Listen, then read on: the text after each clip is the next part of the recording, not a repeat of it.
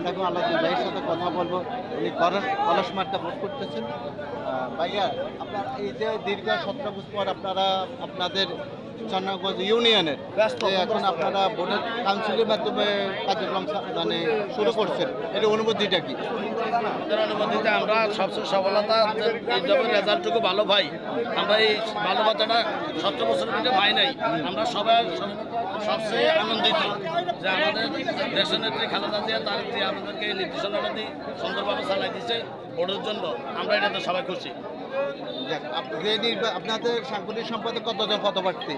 আমাদের এখানে 3 জন ছিল, 2 জন বসে গেছে, আমার লগে একজন আর একজন ক্যান্ডিডেট আছে, বই মার্কা ক্যান্ডিডেট আছে, আমার মার্কা হলো কলস। মানে যিনি নির্বাচিত ওনাকে আপনি সাপোর্ট করে যাবেন? জি, আমি ওনাকে সাপোর্ট করে যাব। আপনাকে অসংখ্য ধন্যবাদ।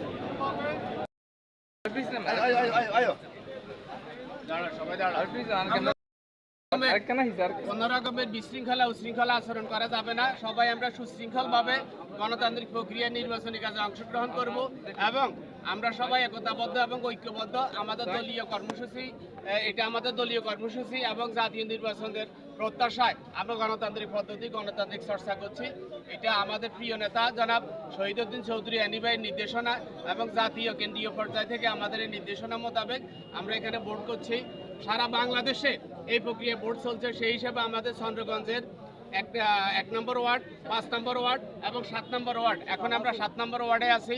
সবাই সুশৃঙ্খলভাবে ভোট কাজে ভোট দানে অংশগ্রহণ করবেন এবং পর্যবেক্ষণ করবেন, এই আশা এবং প্রত্যাশা আমাদের সকলের কাছে আছে, সকলের কাছে থাকলো। ধন্যবাদ এনএস ভাই। আপনি চন্দ্রগঞ্জ থানা যুব দলের সভাপতি এবং আপনাদের যুব দল নেতা ওমর খান রয়েছেন, এখানে হারুন ভাই রয়েছেন। তো আপনি যারা নির্বাচিত হবেন, বসুধিতা ওয়ার্ড কিন্তু চন্দ্রগঞ্জ ইউনিয়নের একদম ভাইটাল একটা জায়গা, এখানে 2টি থানা অবস্থিত রয়েছে। তো সেখানে যারা নির্বাচিত হবে তাদের কাছে কি প্রত্যাশা করেন? যারা নির্বাচিত হবে তাদের কাছে আমরা একটা সুশৃঙ্খল সুসংহত সমাজ ব্যবস্থা, দলীয় ব্যবস্থাপনা আশা করি।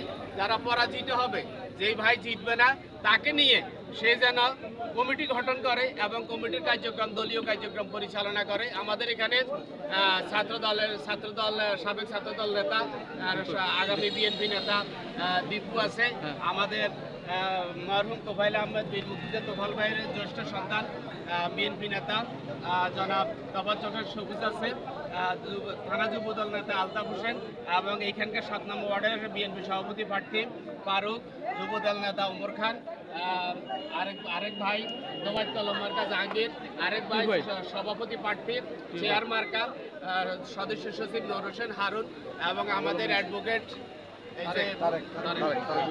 তারেক ভুইয়া, আমাদের সাবেক ছাত্রদল নেতা মাহমুল আলম মুন্সি সহ আমাদের অসংখ্য বিএনপি যুবদল ছাত্রদলের সকলে আছে এখানে।